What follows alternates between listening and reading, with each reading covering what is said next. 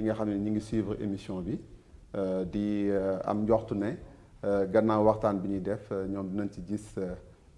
loo xam ne nii njariñ lay nekk ci ñoom. loo xam ne dina gën a leeral askan wi. merci beaucoup Mamoun Ngom. El Hadj Mbaye Niang moom moo nekk président force jug doxal ci dëgg nekk tamit ex conseiller municipal fële sa mairie des Parcelles Assainies. Maodo Mamoun Ngom moom nag mooy adjoint maire Wakhinane Nimzatt nekk également directeur des télécommunications nekk tamit responsable APR fële ca Guédiawaye laata ma jox kaddu kii di Babacar Kébé. El Hadj Mbaye Niang moom laay njëkk commencé ndax fu mu toll nii li ñuy wax ci moom ci wàllum actualité bi bëri na gannaaw ba mu wanee ginnaaw kii di Moussa Sy lan moo waral seen problème. waaw Maria comme ni nga ko waxee rek que ni information boobu c'est une information avérée que ni Moussa Sy bi nga xamante ni ñoo doon liggéey ak moom ci parti bi ñu doon wax ANC muy appel national pour la citoyenneté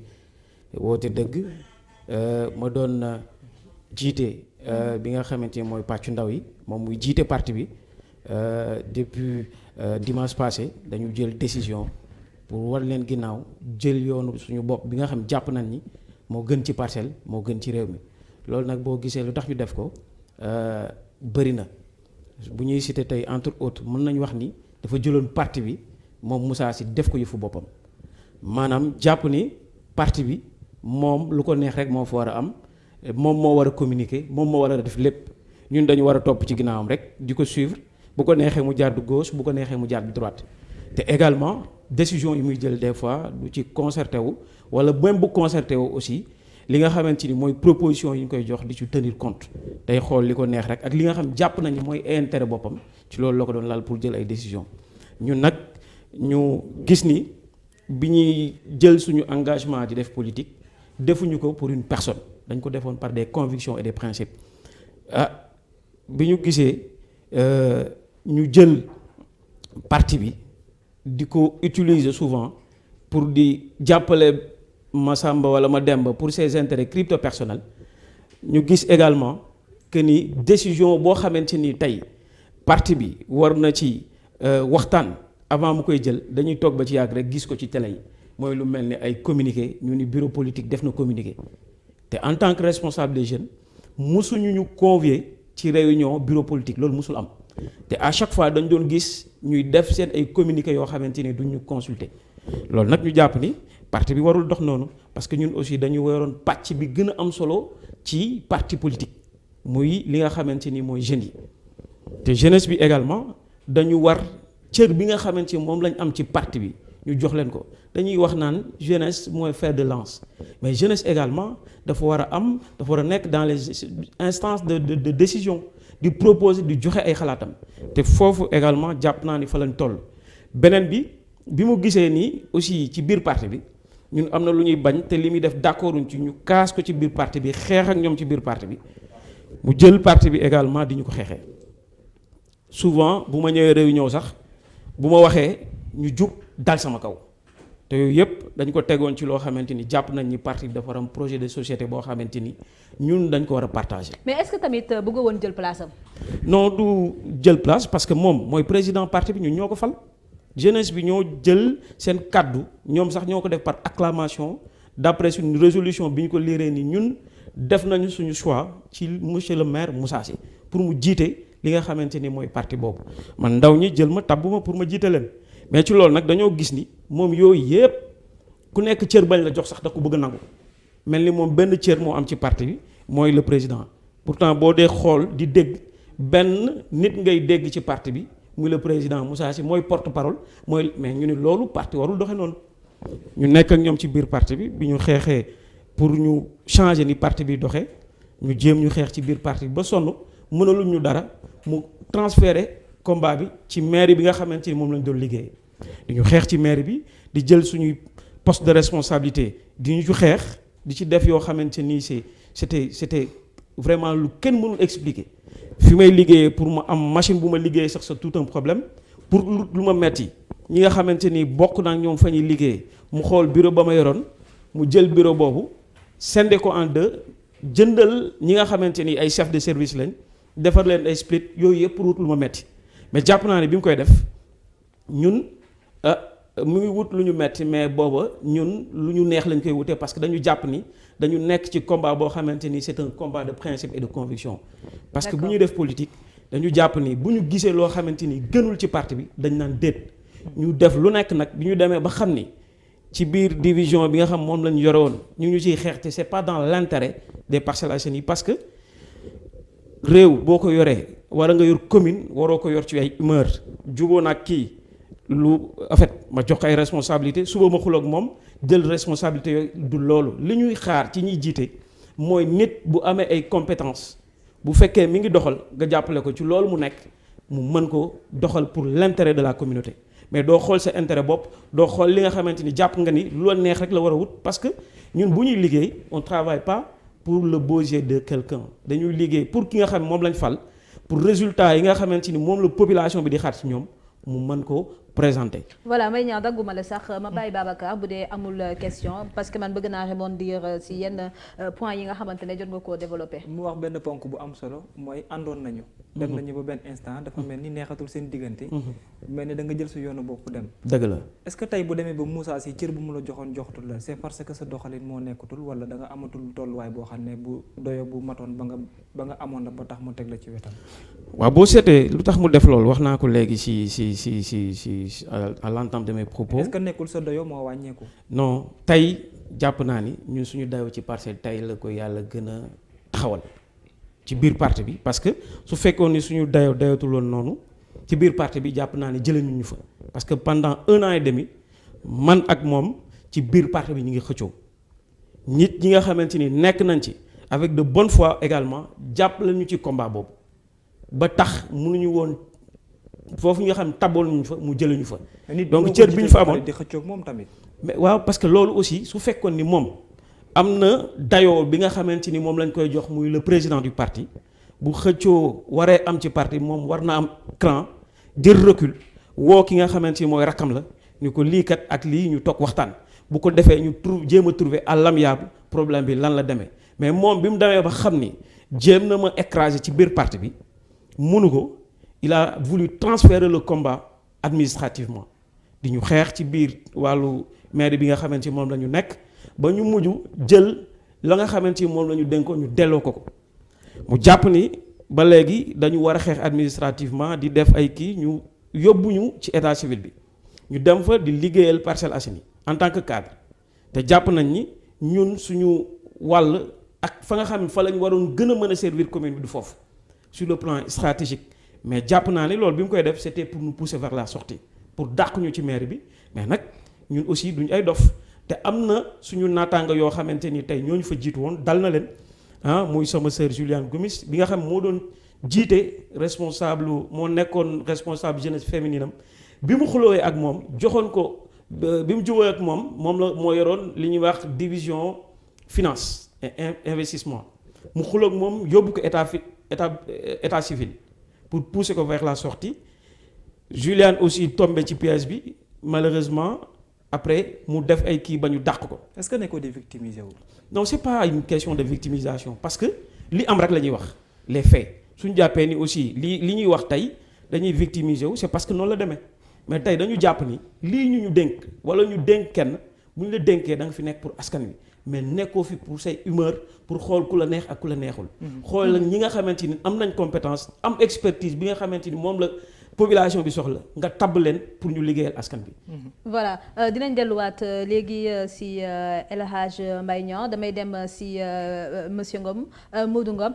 li ma lay bëgg a laaj fu mu toll nii mooy naka seen parti au pouvoir APR parce que temps yi gis nañ ne bëri na ay xiiro ay ŋaayo gis nañ xew temps yi la sa ginnaaw Pikine gis nañ tamit nit ñuy génn nekk biir APR di ŋaññ doxalinu parti bi tey yow nan nga gisee. mbir moomu.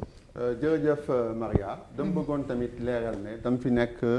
ci en tant que membre de la convergence des cadres républicains CCR di rafetlu aussi jataay bi ak laaj bi nga laaj vraiment lu am solo la parce que fi mu nekk nii dañu nekk ci jamono joo xam ne nii ñun biir waa APR et même au-delà ci coalition Benno Bokk Yaakaar li nga xam ne nii ci la ñu nekk moo di nekk benn say ànd bootu ci ginnaaw président de la République def bloc pour vraiment ñu consolider sunu parti ak sunu coalition ndax fi mu nekk nii président moo ko soxla Sénégal moo ko soxla te de façon générale même su nekkee dama jéggi tuuti APR jël sunu coalition Benno Bokk Yaakaar moom mooy coalition bi nga xam ne nii moo gën a sax parce que depuis 2012 coalition boobu ñi ngi ànd nawle ñoom ñëpp joxante cër moo gën a dëgg ci coalition yi boo ko comparé ak yeneen coalition yi boo jëloon FRN PDS génn na duggaat na boo jëloon Taxawu Dakar presque tas na boo jëloon coalition jot na coalition boobu toj na yeneen coalition yi ay coalition juróom-benn weer lañu ñu defaraat beneen coalition gis ngeen ko buñ ko seetloo ci jamono yi yëpp weesu dinañ gis ne vraiment buñ nee ànd ndaw la ci politique biir coalition Benno Bokk Yaakaar la nekk bu ma ñëwee ci APR li nga xam ne jot nga ko fee tudd muy ay rëq-rëq yoo xam ne du ñàkk ci politique fépp foo jël li tax ma cité la tout à l'heure coalition yooyu c'est pour wax la nekk que ànd politique moom moo mel noonu yenn saa yi nit ak ay ambition wala gis-gisam dana xaw a wuute ci biir parti bi nga nekk ba nga xam ne nit ku nekk dina am noo xam ne noonu ngay taxawee te loolu tamit ñun dañ rafetlu wuñu ko parce que fi mu nekk nii Sénégal moom moo soxla ñu àndandoo nekk benn say surtout ñun ñi nga xam ne ni ñooy ndaw président de la République pour vraiment ñu li nga xam ne ni moom la yéene Sénégal fi mu bëgg a jëme Sénégal ñu gunge ko ci gunge bu gën a rafet ndax mu nekk njariñu askan wi lépp. Maria su ma ko gisee muy wax comme ci wàllu coow li nga xam ne ñu ngi koy nemmeeku biir APR tey ak taxawaleen bi amoon ci diwaanu Pikine tey li ci gën a mag ñu bari dañ jàpp ne Macky Sall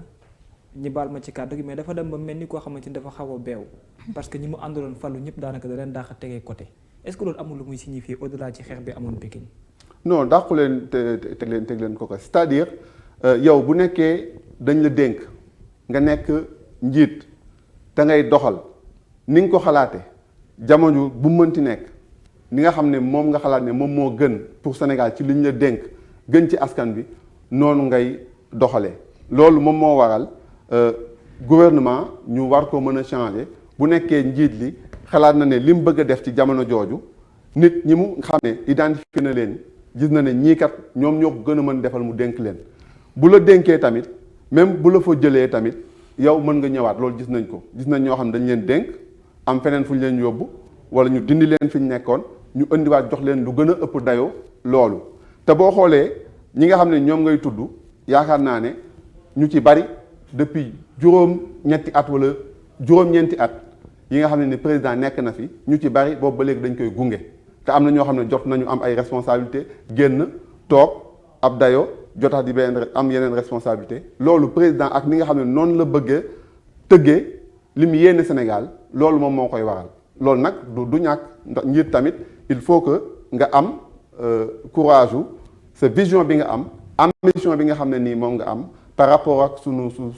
sunu dëkk yow nga xool nit ñoo xam ne ñoo ci mën gunge noonu rek la demeewul neneen sànq da nga wax lu am importance muy da lay dénk ba si yàgg bu ko neexee tamit bu gisee de mbir yi mu la dénk demeewul noonu mu daal di ko jël ngir mën koo jox keneen mais dañu gis si biir jël boobu noonu dañuy faral di mettre en avant ku si mel ni comme Aly Ngouille Ndiaye ku si mel ni comme Mimi Touré dafa mel ni président de la République ñemewul wala boog dafa ragal ñu daal di ko ñu def ko coup d'état ci biir APR wala boog ñi nga xamante ne dañu am ay ambition présidentielle dafay bëgg à chaque fois di leen écarter. ndax seen wàllu doyo ci langue politique. waaw xam nga Maria loolu mënul nekk xam nga APR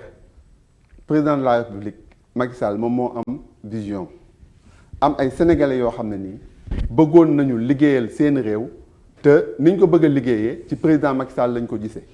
ba tax na ñu gunge ko ci loolu buñ ko gungee président de la République moom la parti bi jiital moom la parti bi wóolu. waxuma sax waxu Sénégal gannaaw sénégalais yépp biñ ko wóoloo teg ko mu nekk sunu njiitu réew ci biir parti bi moom mooy sunu responsable moom mooy njiitu parti bi te yaakaar naa ne orientation yi muy joxe boobu ba léegi ñun ndawu parti bi dañ ci ànd pour jàppale ko ci loolu ñooñu nga tudd tamit dañ ko mës a jàppale ci loolu donc amul dara loo xam ne nii ragal na ko ci comme kàddu gi nga tudd léegi ne coup d'état ci biir parti bi loolu ci biir APR ñun président de la République moom la ñu gëm vision am la ñuy doxal parce que gëm nañ ne loolu moom moo gën ci Sénégal te ñooñ nga tudd tamit ñoom loyauté lañ mës a am ci président de la République ba léegi nii gisoo leen benn yoon ñu am loo xam dañ ko yëkkati te nekkul loo xam ne nii moom moo gën ci biir ci APR wala mu gën ci président de la République politique nag ki nga xam ne ni moom lañ jiite moom mooy rendre compte. mais est-ce que nekkul ne ngor la ñu àndal moo tax ñu doxalee ak tekkaaral parce que kenn mënu leen dut baaraam mu tuuma ci doxalin bi nga xam ne amoon nañ ko ci seen ay poste. waaw xam nga comme ni ma la ko waxee sànq c'est-à-dire yow mën nga nekk jàmbaar liggéey bi nga war a def wante jamono dafay jot pour président am leneen loo xam ne da koy seet bu ko gisee ci ñeneen ñooñu lay dénk parce que coow li bis buy mujj tamit nit ñi président de la République la ñuy wax ne lan nga fi def on est tous responsables ñu ànd ak moom. parce que da nga bëgg wax ne Aly Ngouille Ndiaye doxalam doyul président. déedéet Aly Ngouille Ndiaye kay li mu liggéey macha allah Mimi Touré li mu liggéey macha allah ñeneen diñ liggéey macha allah wante nit mën nga nekk jàmbaar ci sa liggéey wante dëkk ak ni muy doxee dafay laaj yenn saa yi président am leneen loo xam ne ni da koy seet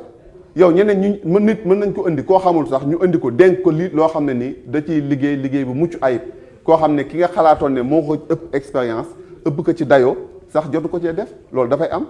njiit nag moom moo xam ñi mu wóolu pour ñu gunge ko ci liggéey bi nga xam ne moom lañ ko dénk parce que moom mooy seul responsable devant les Sénégalais. d'accord dinañ delluwaat ci point boobu noonu damay delluwaat si El Hadj Mbaye Niang dama dégg sànq ci say kàddu nga ne kii di Moussa Sy dafay faral di jàppale wala mboog Massamba ak Mademba kat la jàppale exactement ba yéen mu naqari leen ba war a mën a faire naître frustration à votre niveau. bon dañu gis ni souvent ñun suñu parti peut-être biñ ciy dugg ambition yi ñu ci amoon mu nekk parti bu ambitieux am projet de société mais ñu gis parti bi ni muy doxee mooy parti bi daal day xaar coalition bu ñëw mu jéem a langaamu ci ay coalition comme pour ban exister. coalition. mooy coalition yi fi am parce que tey boo seetloo ci élection locale yi li ñuy def yëpp pour langaamu ci APR la pour président de la République choisir ko comme maire au niveau des parcelles ñun nañu jàpp ni parti politique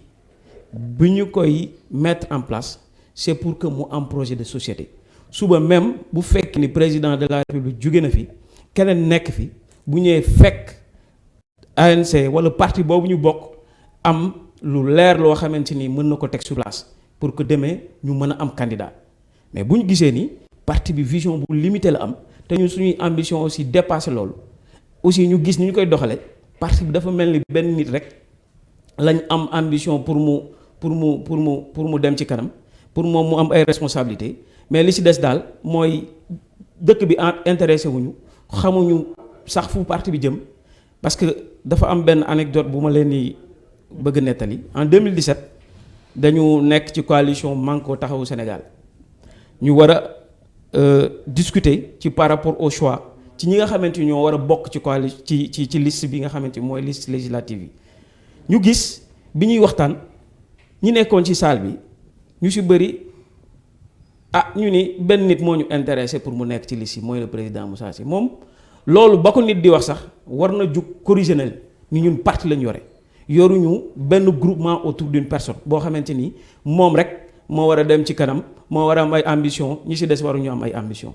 loolu il faut que ñu corriger ko ci parti bu ñu nekkee ci parti politique ña fa nekk ñëpp dañu war a nawlante mais dafa mel ni moom nawloowul ñi nga xamante ni ñoom la doon àndal man nag El Hadj Mbaye Niang ma ni ko loolu duma ci bokk ak ñi ma àndal bu ñuy ànd dañuy ànd ci respect dañuy ànd ci dignité mais di déglu aussi di wax li nga xamante ni mooy li population bi di xaar ci ñun mooy apporter ay contributions yoo xam ki fi jiite mooy le président de la République wala moom mi nga xamante ni moo nekk ci gox ba mu defoog li mu méngoog li nga xam mooy attente population bi. mais est-ce que moom tamit xawul réaliste parti politique yi bëri nañ te it ñi am doole ci opposition bi mën nañ wax ne bëri na tamit. moom bu xoolee daal di peser boppam gis ne que bu àndul ci ginnaaw coalition du mën a dem est-ce que tamit du réalisme. loolu non xam nga élection moom léegi benn parti politique mënatu ko gagner. c'est vrai que ni bu ñuy dem ci élection on est obligé d'aller avec une coalition te c'est vrai que ñu woon ci coalition Benno Bokk Yaakaar. ñu koy rafetlu aussi liggéey bi nga xamante ni ànd nañ ci ak ñoom parce que ci élection présidentielle yi dañ ci def liggéey bu am solo en tant que responsable des jeunes ànd ko ki nga xamante ni moo doon présidente mouvance coordonnatrice mouvance présidentielle di Thérèse Faye Diouf ñu def ak moom liggéey bu am solo ci biir Dakar ak Parcelles Assainies mais biñ ci jugee ñu gis ni initiative bu ñu teg pour animer parti bi le président du parti daf koy bloqué. comme yan initiative. bon biñ ci jugee ci élection présidentielle yi parce que dañ doon organiser pour consolider ak yi nga xamante ni amoon nañ ko par rapport ak engagement jeunes yi pour mën leen former waat mais également pour motiver leen organiser benn journée de réflexion boo xamante ni dañ ci doon rendre hommage le président Macky Sall ak ñi nga xamante ni jàppoon nañ au niveau de Dakar defoon nañ ci liggéey bu am solo ku mel ni madame la première dame Marème Faye Sall parce que Dakar ku fi nekk gis ni defoon na ci liggéey bu am solo surtout Parcelles nag ñun mu réservé loon part bu am solo ki nga xamante ni mooy monsieur le ministre Amadou Ba def liggéey bu am solo ci biir Dakar nekkoon le coordonnateur régional ñu gis Mbaye Ndiaye également liggéey bu mu defoon ñoom Moussa Sy ñu gis liggéey bi mu defoon gis honorable député Badou Diouf aussi liggéey bi nga xamante ni def nañ ko au niveau des parcelles ba yàlla may ñu ndam ñu ni ñii kat war nañ leen c'est vrai que ñoom ñoo war a delloo njukkal jeunesse bi parce que ñoom ñoo am responsabilité ñun amuñu mais c'est pour leur montrer un exemple pour que jeunesse bi nga xamante ni am nañ engagement politique ñu xam ni ñii fii ñu egsi tey ñoom yàlla mën na leen may suba ñu egsi fa ci loolu ñu organiser journée boobu nekkate journée bi ni ñu ko defee neexu. mais est-ce que laaj ngeen ko Habib bu baax parce que avant ma koy def dama ñëw ba bureau waxtaan ci ak moom mu jox ma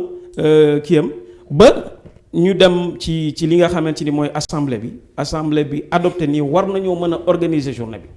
ba ci loolu teewul ba ci journée kii bi ñëwul ci journée bi parce que loolu lépp boo ko seetloo ñun dañu jàpp ni ci li ñu jotoon di dégg nit ñi doon wax naan Moussa Sy il veut pas voir une étoile qui brille autour de lui c'est ça la réalité parce que defaat nañ beneen sortie mu génnaat organiser waat beneen réunion ni bëggatuma kenn ku def benn communiqué ci parti bi ñu ni parti boobu moom parti lu mu doon parti boo xamante ni benn nit mooy communiquer benn nit moo war a def benn nit la ñu war a xam est-ce que parti politique noonu la war a constituer bànqaas yi nga xamante ni teg nañ ko dana war di yëngatu pour que parti bi aussi am animation ñun loolu lañ jàpp te loolu lañ doon mës a doxal parce que ñun mësuñu nangu ànd ak nit di topp ci ginnaawam nekk benn suivi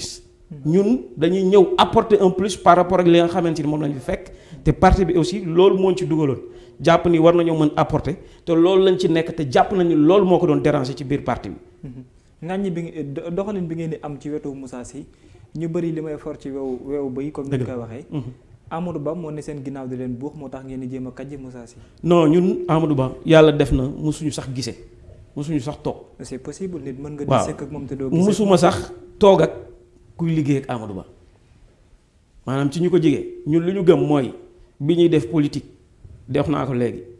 defuñu ko pour une personne dañ ko def par conviction. pourtant yaa ngi tàgg Amadou Ba. non tàgguma Amadou Ba ñoom ñëpp laa dama ñi nga xam jàpp nañ ci. ñoom ñëpp laa tudd même moom le maire Moussa Sy am na liggéey bu mu ci def ci élection présidentielle. kon kenn nekkul seen ginnaaw parce que yenn saa non ñun instant bi suñu mouvement bi c'est un mouvement indépendant et autonome. parce que ñu bari jàpp nañ ne Amadou Ba quoi qu'il en soit dina nekk prochainement maire élection yi ñëw donc est-ce que du yéen da ngeen a buut fu ngeen làqatu. mais est-ce que ñun aussi duñ nekk candidat. waaw mais quoi qu'il en soit aussi te comme yéen a ngi tagg Amadou Ba di xas di. ngaañ non tàgguñu Amadou Ba xaj kii tàgguma kenn dama ni. élection présidentielle yi ñu jugee. ñi ma la citeel ñoom ñëpp dañ ci def liggéey bu am solo muy le président muy madame la première dame di Mbaye Ndiaye di ministre Amadou Ba di Badou Diouf di Moussa Sy. ñoom ñëpp def nañ ci liggéey bu am solo laax mais ñun bi ñu ci jugee di def suñu activité boobu nga xam moo doon benn journée de réflexion pour rendre leen hommage. dañoo jàpp ni loolu da ko metti parce que dafa jàpp ni moom moo ko war a organiser te ñun aussi am nañu droit en tant que instance jeune ñu animer suñu parti. Maria est-ce que du El Hadji Mbaye du APR moom moo ko neexal. APR non APR parti bu ma neex la ma am fay couleur parce que démb ci fan yi passé bi may organiser sama kii bi dañu wax ci Alioune Badara Diouf muy honorable bu ma respecté. di liggéeyal le président Macky Sall liggéey bu am solo. mais ñun lu ñu naqari mooy ni Moussa Sy di doxale amuñu benn problème ak waa APR ay xarit lañ fa am ay wóllëre lañ fa am te lépp lu ñuy def luy jëmal Sénégal kanam wala luy jëmal kii kanam dinañ ko def mais ñun dañoo jàpp ni. ki nga xamante ni moom la président jàpp ni mi ngi liggéeyal président Macky Sall liggéeyalu ko muy Moussa Sy. liggéeyalu ko te da ko yàqal te loolu nag bu defee investigation dina ko xam. waaw est-ce que du li ko Macky Sall taf ci wetam. non loolu moom def ko PCA du loolu ngeen mënul. loolu man loolu liñ ci jàpp baax na dañuy ñaan yeneen poste de responsabilité sax mu am ko mais lu ñu gëm ñun bi ñuy dem ci mouvance présidentielle dañoo fekk waa mouvance présidentielle def liggéey bu am solo biir Parcelles Assainies ay pavage dugg fa. mais xoolal ma bàyyi foofu noonu. ñu développé point boobu parce que sànq ba léegi maa ngi dégg nga naan liggéey bu am solo bu ñu am wala mbokk bu ñu gis biir Parcelles Assainies. mais n'empêche que population Parcelles Assainies bi récemment rek am na benn reportage boo xamante ne. Walfadjri def na ko. lu ñu doon xuntu bëri na lu ci mel ni manque d'eau. te voilà te yaa ngi toog nekk foofu noonu sa Parcelles Assainies lañ fay liggéey wala boog la fa nguur gi di liggéey am na doole. waaw dama ni. man ñun avant ñuy dem ci mouvance présidentielle bi. ñoom am na liggéey bu ñu doon def waa APR. parce que ci période boobu avant ñi nga xam ñooy ñu ànd ak Moussa Sy di nekk ci opposition bi mais ay pavage dugg na fa ay salle de classe yu bëri construire nañ ko ci la ñu jëlee suñu stade bi pour àggale ko président de la république waroon jël ay milliards 2 milliards et quelques pour def ko ci. ñu koy ñaan aussi stade boobu nga xamante ni moom la jëloon pour àggale ko. muy moom le président de la république dañ koy ñaan mu àggaleel ñu ko parce que soxla nañ ko jeunesse su Parcelles soxla na stade am ñu gis également ñu dem am ay forage yoo xamante ni ñu ngi ko doon defar pour que ndox aussi mën a commencer am aux parcelles mais ba léegi dañoo jàpp ni loolu doyul ñi ngi jéem mais am na lu doyul mais ñun ki nga xamante ni moo nekkoon suñu njiit mu ni moom dafa demoon parce que ñun bi ñuy gis mu nekkoon ci opposition bi dafa doon victimiser wu di wax ni. Le président Macky Sall daf ko daan bloqué ci liggéeyam mais bi ñu demee ci mouvance présidentielle ba léegi ñu gis ni moom ba mu ñëwee ba léegi amul dara lu fa changé par contre ñun bi ñu nekkee ci opposition la affaire yi doon gën a bouger que moom bi mu ñëwee ci mouvance présidentielle ñu jàpp ni loolu aussi méngoowul ak li nga xamante ni mooy li ñu animé woon pour ñu dem ci mouvance présidentielle bala ngay jël benn poste de responsabilité boo fekkee da nga bañ nit ñi la da nga transhumé da nga naan man de président dama ni woon waa Parcelles Assainies lu tax ma ñëw ci mouvance présidentielle bi mooy ñu liggéeyal ma Parcelles. kon dama lay ñaan li nga xam ne mooy stade bi nga jëloon ci man pour àggale ko nga àggaleel ma ko. ndox mi nga xamante ni aussi. parce que temps yii rek gis ngeen ñu inauguré fa ay forage yoo xamante ni ndox mi ngi fay commencé dugg donc loolu dañ koy rafetlu. mais liggéey bi doyul dañu bëgg li nga xamante ni moo taxoon moom le président Moussa Sy mu ni moo taxoon mu dem ci mouvance présidentielle bi. président de la république àggale ko te loolu population bi ñoo jëlal seen bopp seen responsabilité pour fàttali président comme moom mi nga xamante amoon nañ yaakaar ci moom defu ko pour ñu fàttali ko ni ko Parcelles les mots sont toujours là. voilà dagguma la sax El Hadj Mbaye Niang ma delluwaat ci Modou Ngom fu mu toll nii élection législative yi locales yi naam sax ñu ngi koy pousse di ko poussaat am na ñu naan dina am ñi naan du am mais li ma bëgg a laajte mooy APR est-ce que ragal taxul ñuy repousser à un tel point échéance yi ndax bu ñu demee ci biir gox-goxaat yi li ñu fay gis ay éclatement bëri na Parcelles Assainies ngi nii gis nañ ñi nekkoon ci ginnaaw Moussa Sy jaar feneen foo demee feneen ak feneen tamit même chose bi ngay gis. mu mel ni APR dafa am problème mu instant bi di réunir ses troupes. waaw Maria xam nga boo xoolee élection yi fi mujj 2019 la. boobu ak léegi ci ñaari at lay soog a toll nii. te gis nañ ne lu ëpp juróom fukk ak juróom-ñett ci téeméer boo jël ci doomu Sénégal président Macky Sall lañ jox seen baat dès le premier tour. li fi changé bari na de. waaw ma jërëjëf ma yeggali rek loolu boo ko xoolee nga xam ne population bi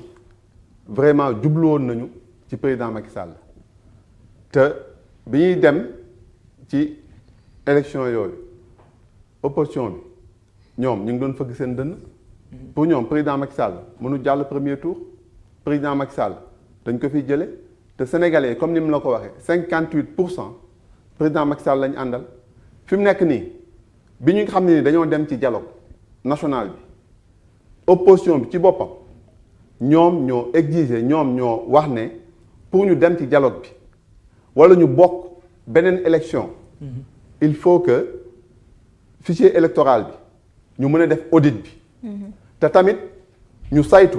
maanaam ñu évaluer processus électoral bi ñoom ñoo ko defoon mu nekk une condition obligatoire maanaam loolu kese wala du ñu waxtaan du ñu dem élection ñun ñi nga xam ne ñoo nekk Benno Bokk Yaakaar bootu ci ginnaaw président Macky Sall ñu nangu loolu nga xam ne nii ñoom dañ ko bëggoon seen bëgg-bëgg la woon loolu moom moo waral bi nga xam ne ni dialogue national bi ñi ngi koy def ba nga xam ne ci fukki ponk yi ak juróom-ñaar yi ñaar fukki ponk yi ak juróom-ñaar yi ñaar fukki yi ak juróom yi am nañu déggoo ci ponk yooyu mu nekk loo xam ne nii tamit nangul nañ leen ko mu di ñu def audit bi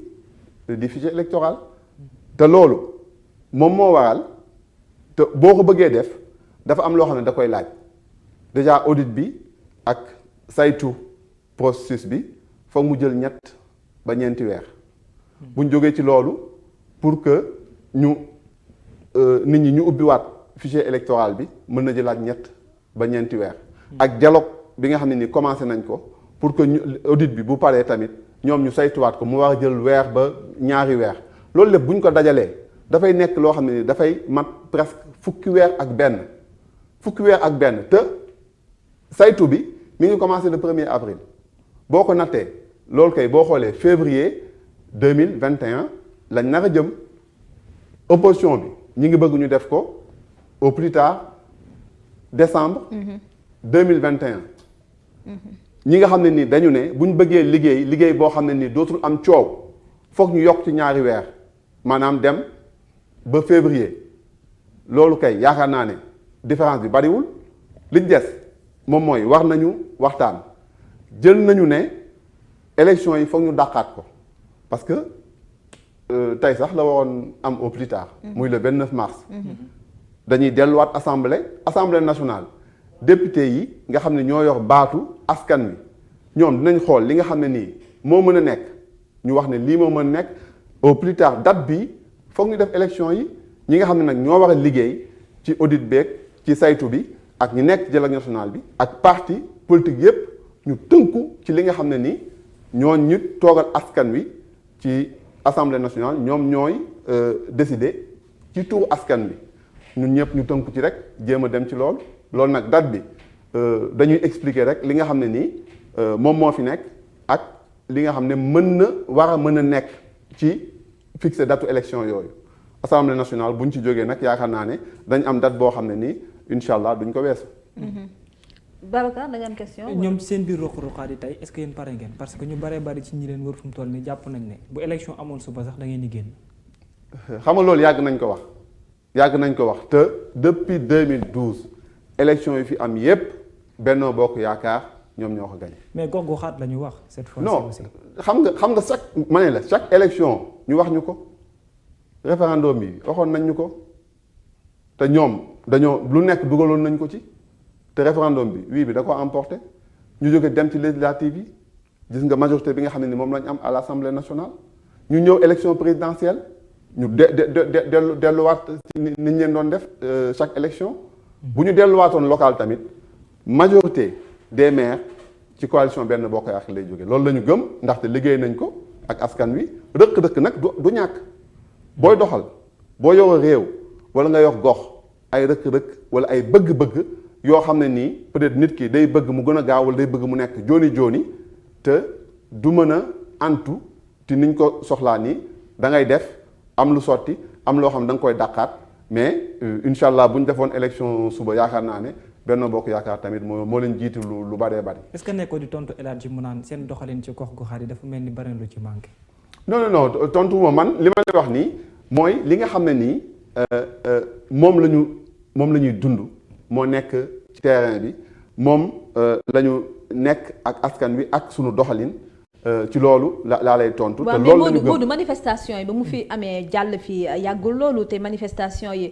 kenn mënul nier le fait que benn ras-le-bol populaire moom la sénégalais am par rapport ak ni Macky Sall di doxalee ci biir réew mi ak gouvernement bi ni muy doxalee ba tax na sénégalais daal di profito ci benn situation ngir génn wax leen ñoom li leen metti donc tey jii nii mënuñu wax ne xëy na bu fi élection locale amoon kii di ñi nekk ci pouvoir bi instant bi nii dinañ ci mën a am dara. waaw xam nga manifestation yi dafa nekk ci contexte boo xam ne nii contexte bu xaw a doy waar ci àdduna bi yépp am na dëkk yoo xam ne mësuñu leen dégg ci ay manifestation te manifestation am na fa ndax wàllu Covid bi am na Allemagne am na Hollande am na yeneen dëkk yoo xam ne nii ñoom ñoo gënoon tekk ñoo gënoon teey ci seen i doxalin seen askan kenn daaw leen dégg ci yu bari te loolu dafa am loolu mbas yi moom moo ko waral mu nekk loo xam ne nii àdduna bi yépp ku ci nekk yow ci sa wàllu koom-koom am na fu sori foo xam ne àgg na la fa am na ay rëq-rëq yoo xam ne nii indi na ko ci sa doxalin ñun fii ci Sénégal am na ñu bari ñoo xam ne nii soit ñàkk nañ seen liggéey wala seen liggéey sooxe na mu tombeek ñu def couvre-feu bi tamit ñoo xam ne nii peut-être liggéey guddi lañ yoroon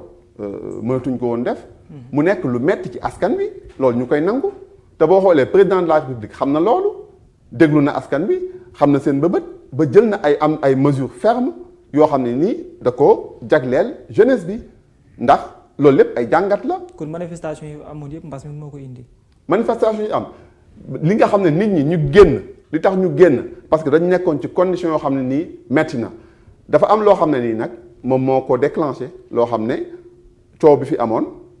dafay ñëw bu fekk see loo xam ne nii da doon xaw a nelaw bu ko fekk see am na loo xam ne mën na ko jur boo xoolee ay manifestation ren ci mbas mi mais Sénégal partout bu ñu daa def couvre-feu ndaw yi dañ daa génn guddi gu nekk ñu taal ay pneu da daa am Dakar am Pikine am Guédiawaye am Ndar am Diourbel am fu nekk donc loolu mbas bi moom moo indi contexte boobu nit ñi tàmmoon nañ def am na loo xam ne ñu ngi ko doon génne ci seen i xol ci seen i yëg-yëg ak li nga xam ne dañ ko doon dund ndax mbas mi ba nga xam ne am na loo xam ne daan nañ ko def loo xam ne bokkul sax ak manifestation yi ñu mujjee def nii bii dafa ëpp ampleur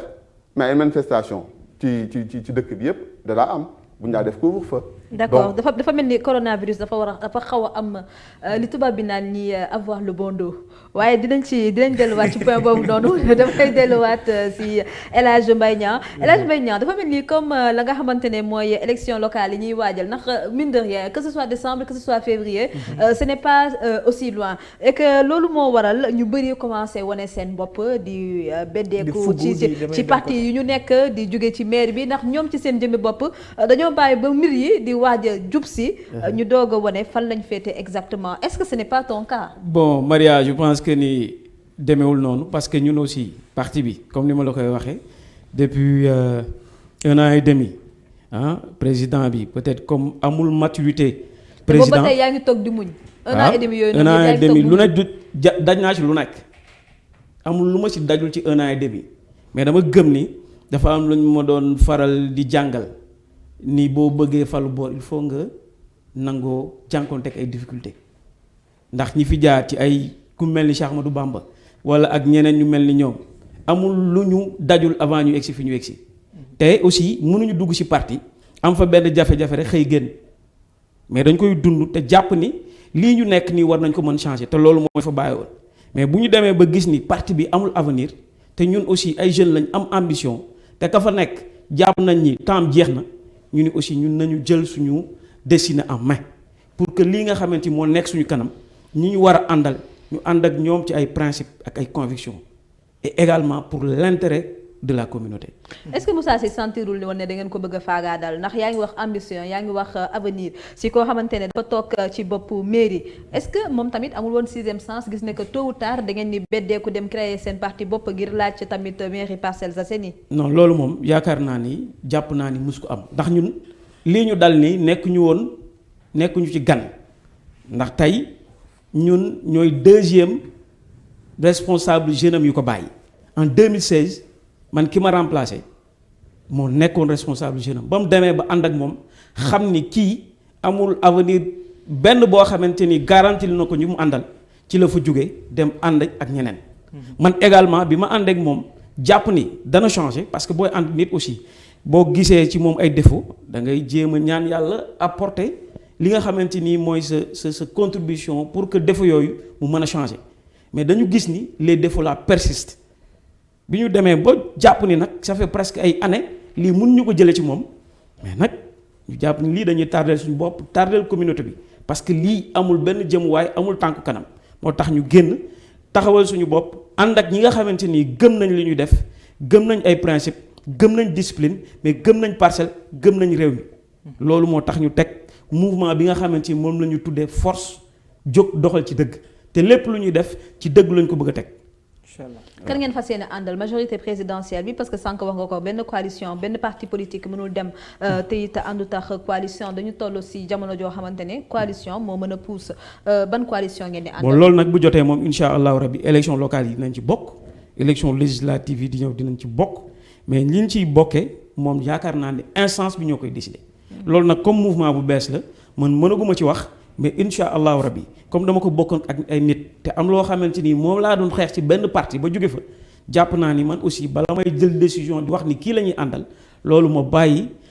soin ak ñi nga xam mooy instance bi ñu waxtaan xool ki gën ci parcelle su fekkee ñun la wala keneen ñu jiital ko ci gën aussi ci liste législative yi ñu jëm ñu ànd ak moom loolu moom jàpp naa ni incha allahu rabbi bu jotee dinañ ci waxtaan. est-ce que nekkul El Hadj dafa tàmm wéeru de sorte que mu bëgg rek fu mu ñoddee ko waale jàpp ni Moussa Sy quel que soit alpha day ñàkk mairie. non ñun jàpp naa ni boo moytu sax ñu jëli maire bi waaw. tey bu mën a déggee say kàddu ak wéeruwaay bi nga amoon wala li nga sekkoon ak Moussa Sy. est-ce que tey mën nga wax askan wi loo xam ne daañu ko daal di gëm ndax tey at a ngi nii bu fekkente ni liggéeyal sa askan rek moo la ñor. lu mu métti métti mën nga ko muñ ànd ak Moussa Sy pour dimbali askanu Parcelles. mais loolu ñun ci lañ nekk sans ou avec lui liggéeyal Parcelles lañ nekk. parce que dañu yor beneen mouvement boo xamante ni c'est un mouvement apolitique ñu koy wax cercle des jeunes leaders loolu chaque année bu école di ubbi de nos propres moyens dinañ dem wuti ay partenaires jël ay fournitures ak ay sacs may ko élèves yi nga xamante ni jàpp nañ ni seeni parents seeni loxo jotul seen ginnaaw ñu koy tuddee le programme d'assistance scolaire def nañ 5 éditions depuis 2016 ñu koy def. ba tey jii nii incha allahu rabbi 2000 bi aussi 2021 aussi ñu ngi koy waajal beneen bi mooy jeunes yi nga xamante ni nekk nañ fa ay ndaw ñu nekk jeunes yoo xam ne ñu si bëri ñun lañ doon àndal. ñoom bi ñu gisee ni Moussa Sy ni muy doxale neexu leen ñu wéeru ci Mbaye Niang ñoom it ñu ci bëri ñu nekkoon ci mairie bi mu dàq leen parce que jàpp nañu ay pro Mbaye Niang lañ ñooñu ñu ànd ak ñoom di liggéey ba ñu si bëri ñu wutal leen ñoom ñëpp ñu wutal leen fu ñu jàpp di liggéey. beneen bi jeunes yi nekk Parcelles nekk ci ay jafe-jafe pour am liggéey ñu jël leen encadrer leen ba ñu ci bëri tey plus de 200 jeunes yàlla def na ñu wutal leen liggéey mu jaar ci suñu loxo. mais est-ce que Moussa Sy sentirul ne yéen ay pro Amadou Ba ngeen xam nga bañ ngeen ko. bañ ngeen ko ba tëdd ci suuf jaay sànq wax nga ko ne pro Mbaye Niang est-ce que tamit moom Amadou Ba parce que tamit moom Moussa Sy parce que mine de rien peut-être que am na ay renseignements généraux. xëy na boo leen def ay réunions nocturnes tamit dina ko yëg. est-ce que tamit doo leen ay pro Amadou Ba mu ñëw instrumentaliser leen ci biir mairie bi pour ngeen mën a pousse Moussa Sy. loolu yëpp mën naa nekk duñu pro kenn. ñun duñu pro kenn xam nga pro kan lañ population bi duñu jàpp ni lii. moo gën ci askan bi ñun ci loolu lañ nekk amul kenn ku mën a wax ni suñu activité yooyu muy def mooy jël xaalis def ko ci ñun wala moo ñuy wutal liggéey ñun ci suñu esprit créatif ñooy teg suñuy projet dem fexe ko mën a réaliser. est-ce que kun mën nga ñuy assurer ne doo rangé wu benn yoon ci côté Amadou. non loolu mënu ma wax ni tey du ma ànd ak kenn. parce que loolu comme ni ma la ko waxee man ñi may àndal suba ñi ma àndal ñoo koy décider loolu moom incha allahu rabi ku ñu war a àndal ci élection locale yi di ñëw wala élection présidentielle wala leneen rek leneen ñi ñu àndal ci suñu parti suñu ñoo koy décider. incha allah ma delluwaat ci Modou Ngom gis nañ ne guerre de positionnement bi biir APR surtout ci élection locale yi nii ñuy waadal même législative sax mën nañ ko ci raaxaale bëri na torop si biir loolu ñu bëri fan yi li ñuy faral di lam-lamee mooy kii di Karim Wade ñu lépp lu ñu tegoon ci kawam ñu daal di ko dindi ngir mën a rejoindre mouvance présidentielle bi lan nga xalaat ci information boobu nga xamante ne du mën a sax information mais rumeur boobu nga xamante ne temps yi yëpp nit yi ñu ngi koy waxtaanee. waaw xam nga dëkk lépp loo xam ne nii dafay indi jàmm. te day tax ba askan wi mën a dajaloo. nekk benn dafay nekk lu baax ci dëkk. maanaam loolu mën na nekk yéene ñu bari mën a nekk yéene askan wi. mën a nekk yéene président de la République wante loolu pour mu nekk tamit il faut que tamit ñu delloo lépp assemblée nationale parce que ñoom ñoo mën a saytu ci loolu pour wax ne mën nañu def amnistie. wante li ma gëm mooy nit ak àdduna dafa am lu am solo loo xam ne même ñun suñu diggante moom la ñuy doxal. moo de nit da ngay jéggale te tamit di fàtte. maanaam il faut que ñu am pardon ak oubli. ci li nga xam ne moom noonu la ñuy doxalee ak suñuy relation pour que vraiment ñu mën a am cohésion nationale bi war loolu bu amoon tamit dafay nekk loo xam ne nii man personnellement dama koy rafetlu parce que tamit gannaaw daan yi ñu ko daan yaakaar naa ne nekkoon na loo xam ne nii askan wi ñoom ñoo ko bëggoon c'était une demande quand même sociale pour que ñu saytu def procès boo xam ne nii li ciy génn su paree ñu jéem a xool nan la ñuy fexee ba dajewaat fàtte lépp delluwaat li nga xam ne nii moom lañ mës a xamee Sénégal muy ñu àndandoo nekk benn jiwante teraanga jiwante lu baax ci te gis nañ ne loolu moo gën a mës a jëmal suñu dëkk kanam mu nekk tam lu am solo bu amoon tamit dañ koy rafetlu. seen tolluwaay tey biir Géejawaay ak seen yenn adversaires yi nu situation bi mel. waaw Géejawaay moom Benno Bokk Yaakaar moo fa ëpp doole moom élection yi yëpp. te manifestation yi Géejawaay tàngoon na de. waaw tàngoon na torop sax. waaw te tàngoon na mais moyen que yenn gox yi. est-ce que yaakaar naa ne Géejawaay ñun benn supermarché yu fa nekkoon rek moom la ñu. amul kenn ku leen tiital guddi ñu toll nii.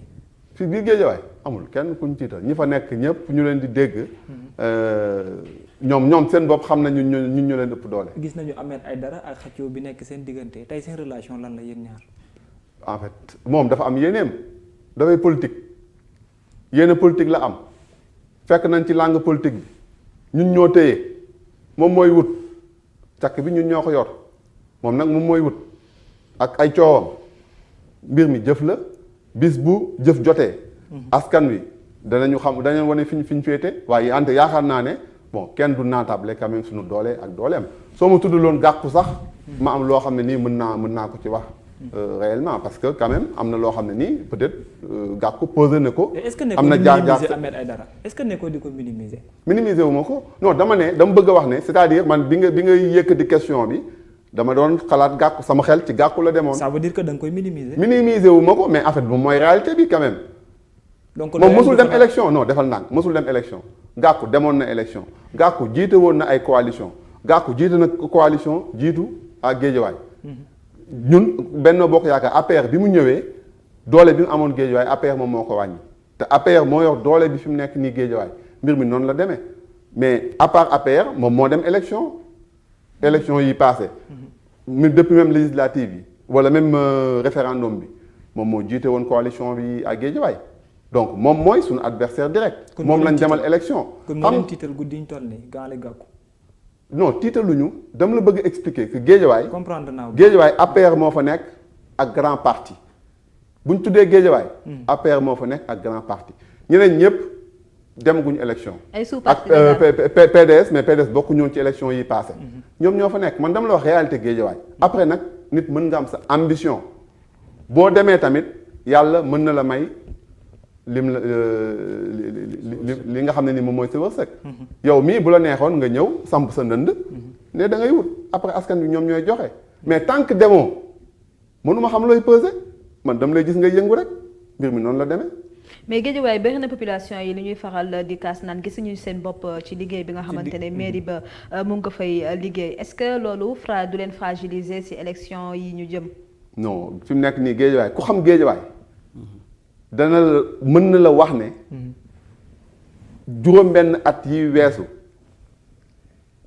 li fa am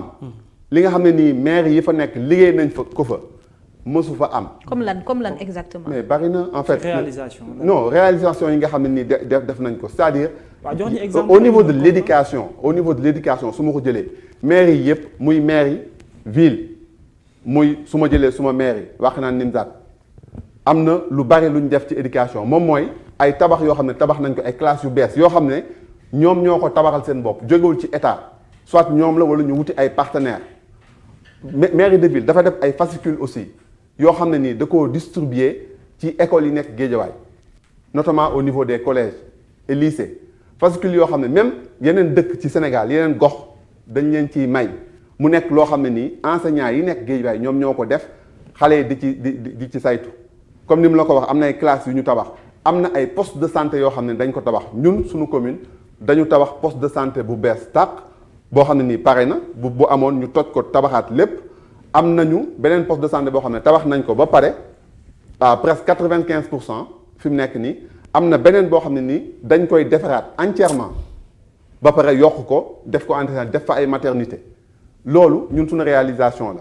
la boo jëlee tamit ci wàllu éducation toujours ñun suñu maire yi les 11 écoles primaires yi nga xam ne nii ñi ngi suñu commune ñoom ñëpp dañ leen équipé en matériel informatique déjà ñun suñu maire ci bopp dañ ko informatiser état civil bi dañu créer benn rajo communautaire muy Guédiawaye FM ñun ñoo ko def suñu maire à Wakhinane Nimzatt donc loolu lépp ci ay jëf yoo xam ne ni ñun def nañ ko te waxuma la li nga xam ne état bi moom moo ko def muy pavage bi ak li am yooyu yëpp ak lampe solaire yi fa am ak yooyu yëpp à Guédiawaye boo ko xoolee mais c'est presque une ville moderne. wuute ak li nit ñi di wax ndax jàpp nañ ne jaayum terrain rek ngeen fa nekkee. non Guédiawaye xam nga nit ñi xam nga wax loo xam ne nii amul dafa yomb Sénégal. non ñu fa dëkk non dama lay wax Guédiawaye ci boppam c'est pas encore déclassifié. Guédiawaye ba léegi nii suuf si mënuñu ko utiliser même ñun maire yi. bu ñu soxla woon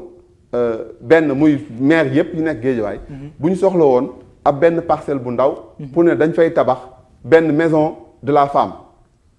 mënuñu ko utiliser ñun ci bande de filao bi fi nga xam ne nii dañ ko déclassé. moom mooy partie Yëmbal partie Malika wala Tivaouane Peulh mais à Guédiawaye li nga xam dañ fa jot a déclassé nekkul loo xam ne nii waa Guédiawaye ci boppam ñoo koy jëfandikoo liñ fa dindi waa impôt domaine lañ ko jox wala ñu jox ko magistrat yi te loolu du waa Guédiawaye ñun waa Guédiawaye ñi ngi soxla amuñu ñi ngi am infrastructure yoo xam dañ ko bëgg a def pour askan bi amuñu ko ci littoral bi ba léegi nii. ñu dëkk seen biir gox ñeneen di décider ci li fa nekk. waaw mais xam nga loolu dafay am parce que tamit xam nga Sénégal ñun ñoo bokk lépp te sa suuf si am na loo xam ne ni état bu gisee ne am na ay corps de métier yu mu war a jox. parce que tamit loolu lépp dafay tax ñooñ tamit seen liggéey ñu gën ko mën a yomba defal peut-être noonu lañ ko mën a gisee mais c'est pour te dire pour tontu la rek que ñun loolu amaguñ ci dara fi mu nekk nii. mais loolu bu ñu la déggee day wax dafa mel ni comme population Guédiawaye bi instant bii nii ils sont dans la paix ñoo ngi ci jàmm yaay ñoo ngi ci salaam. te dans les faits boo fa demee li ngay dégg ñuy xuntu moom moo fa ëpp.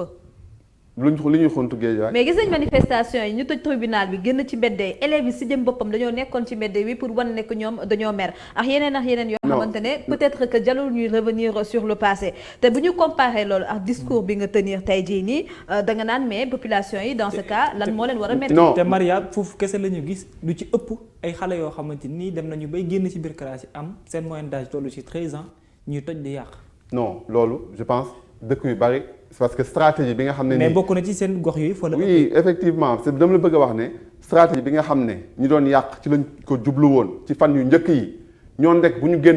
génnoon gi nekkoon ñoom ñoo génne seen bopp du ñu am benn dayo bi. c'est-à-dire loo bëgg a wax. non dama la bëgg a wax ne bu nekkoon ñoom ñoo génne rek seen bopp du ñu am benn dayo bi xam nga li ma lay wax. maanaam dafa am ñeneen ñu leen génne mais ñoom dañu propre. non xale yi dañ leen dem fekk ñuy jàng ñu génne leen. ñan la ñoom ñu topp ci rumbulement bi. bon ñi nga xam ne rek ñoom ñoo bëggoon yëngal. xam nga expliquer ñi rek ñu xam parce que ñun dëkkuñu foofu. non li ma bëgg a wax non mais moom moo am yéen même ci yeneen gox yi nga xam ne ni xale ñu doon jàng li tax gouvernement bi semaine bi topp mu ne dafay tëj classe yëpp pendant une semaine. parce que tout simplement ñi nga xam ne nii ñoom ñoo doon manifester xam nga booy manifester di nga combat boo koy mëne da nga koy ñeme yenu lépp pour yow. mais bu ci raax keneen c'est-à-dire xale yoo xam ne ni ay 13 ans lañ am. ay 10 ans lañu am amuñu 15 ans nga fekk leen fi ñuy jànge nga ñëw génne leen ne leen topp leen ci am na ñoo xam ne nii xale la mën nañ ci topp bu nekkee yàq rek mën nañ la topp pour yàq te loolu xam nga manifestation yoo xam ne nii xale yi amuñu 15 ans